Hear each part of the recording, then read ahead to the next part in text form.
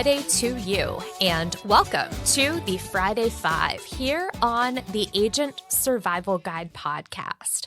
This is our weekly list of 5 things you should know about. I'm your host, Sarah Ruppel, and today is Friday, June 26th. First of all, let me say happy certification season to you. AHIP certification is live. NABIP certification is live. For those selling in the Medicare Advantage and Medicare Part D market, that is the first certification to cross off your list. And here at Ritter Insurance Marketing, the field marketing organization that powers this podcast, our certification center is live and linked in the episode notes. You can also navigate there from Ritter Docs, either in the product tab or by searching for the certification center. Carriers are listed in alphabetical order. We include the status of their certification, and fair warning, because it is so early, it does currently read TBD for quite a few carriers.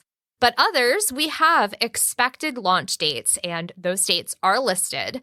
And then you'll also be able to see which certifications each carrier accepts: AHIP, NABIP, Pinpoint, or a combination of those certifications, because some carriers do accept more than one certification type.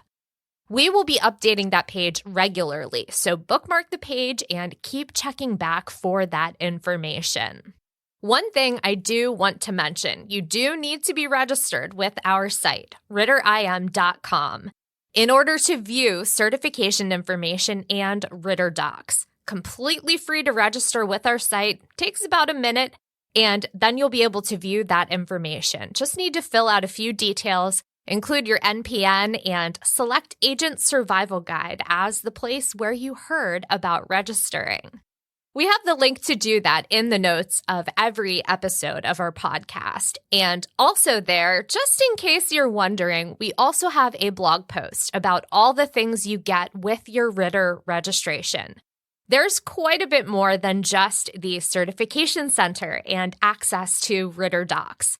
There's carrier events, compliance resources, integrity tools like Plan Enroll and Integrity Connect, and then resources like the Ritter blog, ebooks, guides, marketing materials, and more.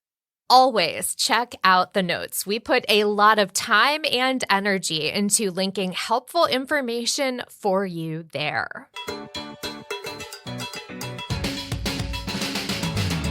Now, I think I've mentioned this quite a few times here on the show, but I love coffee. I post about it probably more than I mention it here on the podcast if you follow me over on Instagram. And back in May, we definitely mentioned the summer menus for both Dunkin and Starbucks. Today, we are back to talk about Summer Part 2, which has already launched at Dunkin. So that's where we're going to start this time around. The overarching theme at Dunkin is pink, thanks to a collab with Mattel's Barbie that adds a strawberry cold foam to quite a few beverages. There's the chocolate-covered strawberry, strawberries and cream, and strawberry sparkler cloud lattes. There are refreshers in double strawberry, ultimate pink, pink mango, pink cherry, and pink cherry protein flavors. The almond strawberry shortcake iced coffee, the strawberry cloud matcha, and of course, the donuts get a stars and stripes makeover with blue frosting and then covered in red, white, and blue sprinkles. Over at Starbucks, Summer Part 2 drops on Tuesday, June 30th for rewards members, and then on July 1st for everyone else. S'mores drinks are back on the menu in the form of a blended frappuccino and a s'mores cold brew with marshmallow cold foam. Super exciting to see that favorite come back, but even bigger news, there is a brand new kind of beverage coming to Starbucks, the blended energy refresher. Think of this as an elevated slushie. You'll start with the refresher, customize your energy level, choose coconut milk or lemonade to be blended in with ice and fruit pieces. The official press release highlighted mango dragon fruit lemonade, mango strawberry lemonade, and the iconic pink drink as examples. But I would imagine that most of the refreshers on the menu will also be able to be turned into that new frozen format. I will definitely be trying the s'mores cold brew first, but I could see myself grabbing a blended refresher on a super hot summer afternoon. Now, last time around, the coconut ube flavor pairing was new, and I did try it out, but I did not care for that.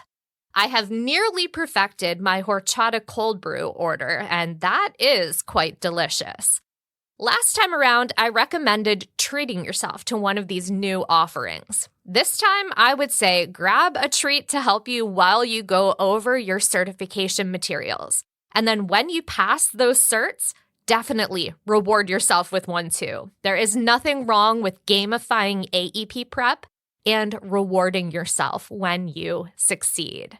Both Dunkin and Starbucks have other drinks, food, and merch launching with these summer Part 2 drops.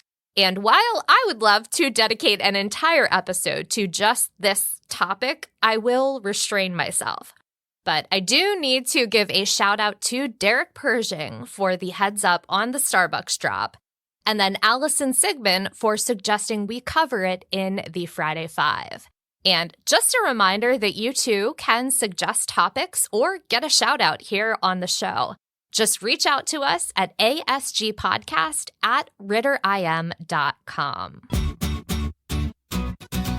The countdown to Independence Day is in single digits, and unless you've been living under a rock, you likely know that this 4th of July is a pretty big deal. We are celebrating America's 250th anniversary of declaring our independence from England, our Semiquincentennial. To get a little background on what's going on for this special anniversary, I started my search at america250.org. We will have the link in our notes. It is the official site organizing all things Semiquincentennial. So much info on there. I would take a couple minutes to read through and see what jumps out at you. I navigated to their Instagram page, as one does, and saw their post on the United Flags of Fashion. The Council of Fashion Designers of America is collaborating with America 250 to reimagine the flags of all U.S. states, territories, and the District of Columbia. That's pretty cool, but that is not all that is happening in celebration of this 250th anniversary. There is a time capsule that will be buried underneath a new sculpture that will bring Benjamin Franklin's Join or Die cartoon snake to Independence National Historic Park in Philadelphia. Two national initiatives that also caught my attention on the site, Giving Forth and America's Block Party. So, we love a good celebration at my house. Birthdays tend to be a week-long event. Any excuse to throw a huge party, right? Well, America 250 is encouraging hosting block parties around the country on Saturday, July 4th. And I cannot think of a better way to get out into the community than by partnering with a few local businesses on this. There are a few big celebrations planned for Los Angeles, Milwaukee, Wisconsin, Fort Campbell, Kentucky, Charleston, South Carolina, and of course in New York City. There's also an app to find a block party near you. So if you can't throw together a party, you can definitely find one and get in on the celebration that way. The second initiative is a creative rebranding of Independence Day, Giving Forth. And the site brings up a good point that most charitable giving focuses on the holidays around the end of the year. Giving Forth would establish another opportunity to give at scale and spread some of those resources out year-round. There are quite a few charities to choose from on the America 250 page, and of course, you can also give to your local charity of choice and then post about it. If you are a frequent listener of the podcast, then you're familiar with our content library here at Ritter. We do have some summer-related content in the content library, and that includes the piece, How to Enjoy July 4th While Staying Healthy and Safe. Now, if you are new to the industry or new to the podcast, first of all, welcome. But just a quick explainer on how the content library works. Each piece is available to be downloaded in a few different ways. For this particular 4th of July piece, we have the full article format. We have a one-page PDF, digital copy for your email and newsletters, a pre-designed infographic complete with stars and spangles, and social media posts. You do need to be registered with Ritter Insurance Marketing to gain access to those materials. But again, that registration takes about a minute, and then you'll get access to those 4th of July materials so you can get them scheduled and enjoy your holiday next week. We will have the links to all those resources in the notes. And if you do use them, send us an email and let us know what you used, how you used it, and we'll give you a shout out here on the show. Moving on to our next headline. We talked about this a little bit with pandemic legislation, dating back to the CARES Act here, student loan payments. We saw a lot of proposals and programs come through to help with student loan repayment while individuals were out of work during government shutdowns. We had quite a long period of 0% interest on those loans. So for those who did continue paying on their loans and depending on their normal interest rate, that was potentially quite the savings opportunity. Legislation around student loans has been super interesting to follow. And I think for me, that's because it's a loan type that doesn't really work like any others. It's difficult to include the loans in bankruptcy filings, and for some, student loan payments are manageable because of parental contributions and decisions made to commute or work full-time while going to school. But for others, it can be more costly. And of course, the price has certainly increased since I went to school. In fact, I was actually curious how much the cost has changed since then. So I compared the average cost of attending a public university from 2001 to 2005 versus attending in 2021 to 2025. In the early aughts, students would be looking at a bill of just over $17,000 before any interest. A student attending 20 years later would have a bill of almost $40,000, a 126% increase in tuition price. And that is at public universities, so state universities, not private schools. And that is assuming completion in 4 years. Definitely more expensive to go to school now than it was back in my days. But there are more changes coming to student loans next week. July 1st marks the end of the SAVE repayment plan. That is an income-based repayment plan that about 7 million Americans are enrolled in. When SAVE ends, those 7 million Americans will have to enroll in a new repayment plan. And there are quite a few options I read about. Honestly, I'm glad that I don't have to parse through all of that. I talked with a counselor through a student debt helpline, and they were super helpful with guiding me through the repayment plan selection when I had to do that.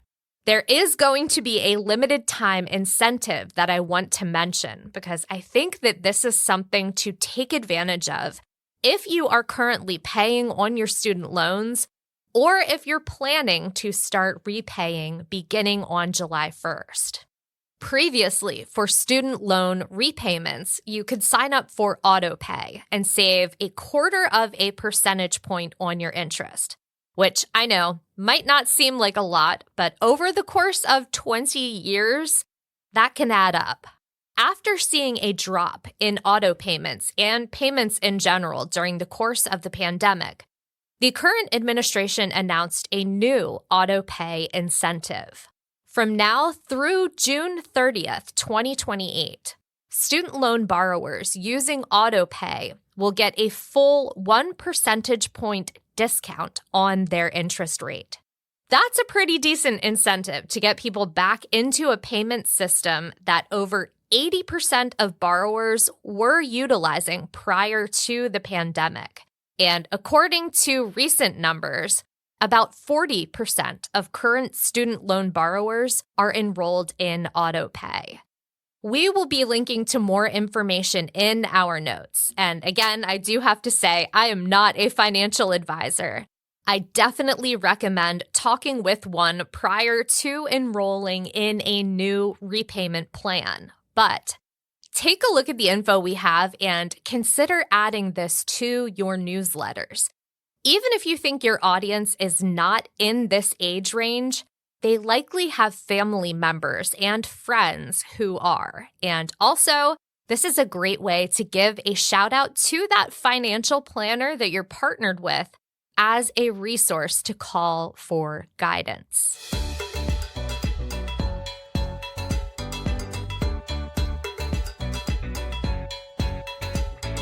Now for our top story this week. I want to talk about a webinar that I'm attending next week that I am encouraging as many agents and my own coworkers to attend because we are all starting to get questions about it. The Medicare GLP-1 Bridge.